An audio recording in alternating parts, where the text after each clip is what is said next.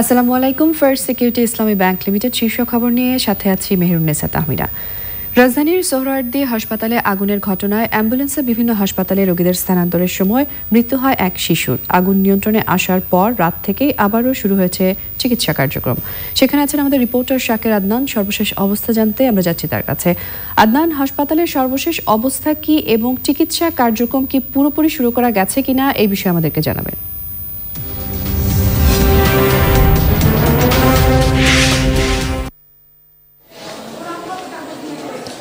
তাহমিনা, আসলে যে কালকে যে আগুন লাগার ঘটনার পরে কিন্তু এখানকার প্রায় 1150 যে রোগী ছিলেন ভর্তি তাদের কিন্তু বিভিন্ন হাসপাতালে স্থানান্তর করা হয় এবং আমরা দেখেছি সকাল থেকে কিন্তু সেই সব হাসপাতাল থেকে রোগীরা তাদের নিজ নিজ ওয়ার্ডে বেডে চলে আসছেন। তো আপনারা দেখতে পাচ্ছেন যে আমরা একটি ওয়ার্ডে 1 নম্বর ওয়ার্ডে আছে এবং এটি একটি পুরুষ ওয়ার্ড। এই ওয়ার্ডে কিন্তু দেখেন আপনারা যারা চলে গিয়েছিলেন তারা কিন্তু আবার ফিরে এসেছেন এবং চিকিৎসা নিচ্ছেন। তো পরিচালক জানিয়েছেন যে হাসপাতালের আইসিইউতে যে 10 জন রোগী ছিলেন তারা বিভিন্ন হাসপাতালে আছেন, এখনও সেটি কার্যক্রম শুরু জানায়, তবে খুব দ্রুতই সেটি শুরু করার চেষ্টা করছেন এবং সেই সঙ্গে নারী ও শিশু ওয়ার্ড যেটি আছে সেটিও এখন বন্ধ আছে, জরুরি বিভাগ খোলা রয়েছে এবং যেসব ওয়ার্ডগুলো রয়েছে সেসব ওয়ার্ডগুলো কিন্তু চালু আছে বলে আপনারা কিন্তু ছবিতে দেখতে পাচ্ছেন। তো আমরা একজনের সঙ্গে কথা বলতে চাই যিনি আগুন লাগার সময় চলে গিয়েছিলেন এবং তারপরে আসছে। তো আপনারা তো আগুন লাগার সময় চলে গিয়েছিলেন?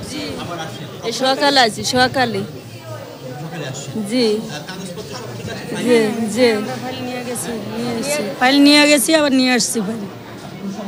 জি না, আর কোনো সমস্যা হয়নি আমাদের। আমরা দেখি আরেকজনের সঙ্গে কথা বলতে পারি কিনা যে যারা ফিরে আসেন। আপা, আপনার রোগী তো নিয়ে আবার চলে আসেন এখানে? জি হ্যাঁ, আমি কালকে যখন 5:45 যখন আগুনটা লাগলো তখনই সাথে সাথে বাবুকে নিয়ে বের হয়ে গেছিলাম, আর কিছুই নিতে পারি নাই। এখানে সকাল 8:30টায় আসছি। হ্যাঁ, আবার এখনো চিকিৎসা কারণ ও তো শিশু ওয়ার্ডে ছিল, এখন হ্যাঁ ওটা বন্ধ, এখন অনুমতি নিয়ে এখন এখানে ওকে শিফট করা হয়েছে।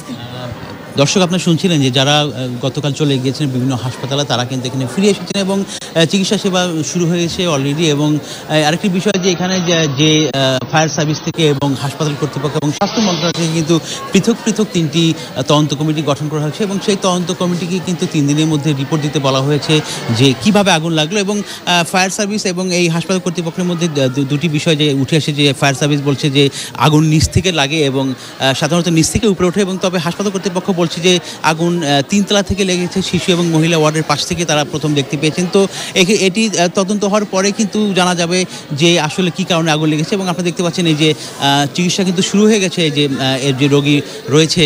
তো আমরা একটু কথা বলতে চাই যে আপা, আপনার সাথে একটু কথা বলতে চাই। আপনার তো এখানে তো আবার চিকিৎসা শুরু হয়ে গেছে। জি জি,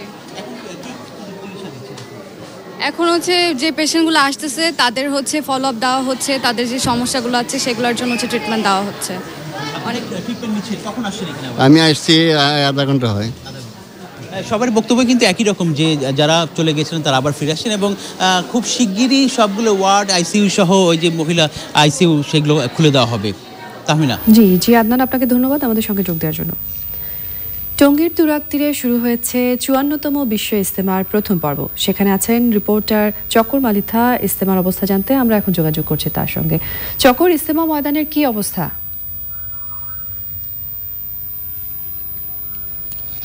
আমিনা, সকাল থেকেই 54তম বিশ্ব ইজতেমার প্রথম পর্ব শুরু হয়েছে। এখানে এই টঙ্গীর তুরাগ তীরে সকাল থেকে আহ্বানের মাধ্যমে শুরু হয় এই বয়ান। এই জুমার নামাজের আগ পর্যন্ত বয়ান চলেছে। বয়ানে মূলত মুসল্লিদেরকে আল্লাহ এবং রাসূলের নির্দেশিত পথে চলার জন্য এবং মানুষকে এই পথে অনুপ্রাণিত করে এইসব বয়ানে মানুষকে বেশি বেশি আল্লাহ এবং রাসূলের নির্দেশিত পথে চলার জন্য বলা হচ্ছে। এই 54তম বিশ্ব ইজতেমার প্রথম পর্বে জুমার নামাজের জন্য এই মুহূর্তে কিছুটা বিরতি আছে। যারা মাঠে অবস্থান করছেন মুসল্লিরা, তারা জুমার নামাজের জন্য এখন প্রস্তুতি নিচ্ছেন। দূর দূরান্ত থেকেও আজকে এই বিশাল জুমার নামাজে নামাজে অংশগ্রহণ করার জন্য আশেপাশের এলাকা থেকেও অনেক মুসল্লি মাঠে সমাগম ঘটেছে মুসল্লির। আর একটি কথা বলতে চাই, সেটি হচ্ছে যে এবারের এই ইজতেমায় স্মরণকালের ইতিহাসে সর্বোচ্চ নিরাপত্তামূলক ব্যবস্থা নেওয়া হয়েছে। আমরা যদি গতবারের সাথে এবারের নিরাপত্তা নিয়ে তুলনা করি, গত বছর ইজতেমা মাঠের আইন শৃঙ্খলা বাহিনী সদস্য মোতায়েন ছিল 7,000, এবার সেই সংখ্যা বাড়িয়ে করা হয়েছে 15,000। কিছুক্ষণ আগে আমরা দেখেছি র্যাবের হেলিকপ্টার আর আকাশের টহল দিয়েছে, আছে ওয়াচ টাওয়ার, সবকিছু মিলে এবার একটি নিশ্চিদ্র নিরাপত্তা ব্যবস্থার মধ্যে পুরো এলাকা ঘিরে ফেলা হয়েছে। জুমার নামাজ অনুষ্ঠিত হবে, জুমার নামাজের জন্য মুসল্লিরা প্রস্তুতি নিচ্ছেন। আপাতত বয়ান বন্ধ আছে, জুমার নামাজের পরে এখানে আবার বয়ান শুরু হবে মুসল্লিদের জন্য। তাহমিনা, আপনাকে ধন্যবাদ আমাদের সঙ্গে যোগাযোগ দেওয়ার জন্য। নির্বাচন নিয়ে কারো অভিযোগ থাকলে নির্বাচনী ট্রাইব্যুনালে যেতে বলেছেন প্রধানমন্ত্রী শেখ হাসিনা। জার্মান ভিত্তিক সংবাদ মাধ্যম ডয়েচ ভেলেকে দেয়া সাক্ষাৎকারে প্রধানমন্ত্রী বলেছেন, কেউ নির্বাচনে পরাজিত হলে সেটা তাদের দুর্বলতা। নীলাদ্রি শেখরের রিপোর্ট। জার্মান ভিত্তিক সংবাদ মাধ্যম ডয়েচে ভেলে প্রধানমন্ত্রী সরকারি বাসভবন গণভবনে প্রধানমন্ত্রী সাক্ষাৎকারটি গ্রহণ করে। ইংরেজি ও বাংলায় দুটি পৃথকভাবে সাক্ষাৎকার দিয়েছেন প্রধানমন্ত্রী। ডয়েচে ভেলের এশিয়া বিভাগের প্রধান দেবারতী গুহের করা 14 মিনিট 57 সেকেন্ডের সাক্ষাৎকারে প্রধানমন্ত্রী বিগত নির্বাচন, বিরোধী দল, বাংলাদেশের অগ্রগতি, বিনিয়োগ, বিভিন্ন ইস্যুতে কথা বলেছেন। আমি এটুকু বলবো যে ইলেকশন নিয়ে যে প্রশ্নগুলি তোলা হয়, এটা কোনো যৌক্তিকতা আছে বলে আমি মনে করি না। ইলেকশন ট্রাইব্যুনাল আছে, যদি তারা চায়, যাদের নিয়ে অভিযোগ আছে তারা ট্রাইব্যুনালে যেতে পারে, মামলা করতে পারে।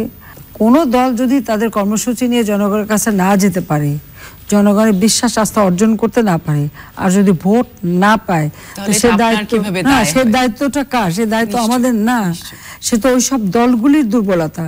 প্রধানমন্ত্রী জানান, মিয়ানমার থেকে আসা রোহিঙ্গাদের নিরাপদে প্রত্যাবাসনের পাশাপাশি অন্তর্বর্তীকালীন সময়ে যেসব রোহিঙ্গা শিশু বেড়ে উঠছে তাদের জন্য বিকল্প কোনো ব্যবস্থা করার কথা ভাবছে সরকার। মিয়ানমারের উপরে চাপও দিচ্ছে, কিন্তু মিয়ানমার সরকার আমাদের সাথে যে চুক্তি করলো, কিন্তু তারা কিন্তু নিচ্ছে না, নেবার মতো পরিবেশটা তৈরি করছে না, ওই পরিবেশটা তৈরি করতে পারছে না। এই ক্ষেত্রে বোধহয় আমি মনে করি ইন্টারন্যাশনাল কমিউনিটির কিছু রেসপন্সিবিলিটি আছে, তাদেরও কিছু দায়িত্ব আছে। একদম, আমি আসছিলাম আসলে সেই প্রশ্নেই যে তারা শুধু বাংলাদেশে মিয়ানমারের রাখাইনরা আছে এবং তাদেরকে সাহায্য করবে সেটা না, তাদের সাহায্যটা মিয়ানমারেও তারা করতে পারে। তারা মিয়ানমারকে এই কথাটা বুঝাক যে এরা যখন চলে যাবে মিয়ানমারে, তাদের যা যা সহযোগিতা দরকার, তাদের থাকার বাড়িঘর, তাদের খাওয়ার ব্যবস্থা, এখানে যা যা দিচ্ছে সেটা তারা ওখানেই দেবে। ডয়েচে ভেলেকে দেয়া সাক্ষাৎকারে প্রধানমন্ত্রী আরও বলেছেন, দেশ পরিচালনায় আগামীতে তরুণদের সুযোগ করে দিতে চান প্রধানমন্ত্রী শেখ হাসিনা। আছে বলেই আমি বলবো। Niladri Shekhar, channel I. এই সঙ্গে শেষ করছি এখনকার শীর্ষ খবর আয়োজন। সঙ্গে থাকার জন্য ধন্যবাদ সবাইকে।